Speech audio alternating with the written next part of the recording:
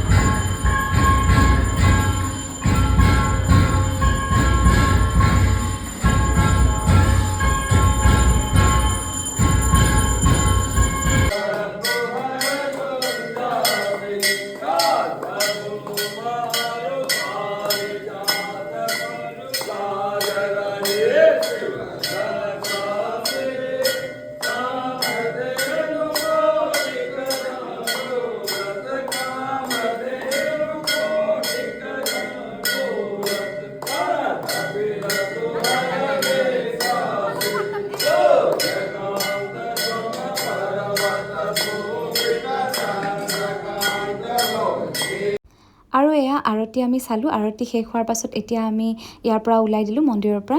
আৰু বাকী ইয়াৰ পাছত আমি ক'ত গ'লোঁ তাকে ভিডিঅ'টো চাবলৈ আপোনালোকে মোৰ চেনেলটো ছাবস্ক্ৰাইব কৰি দিব। আজিলৈ ইমানেই আছিলে, বাই।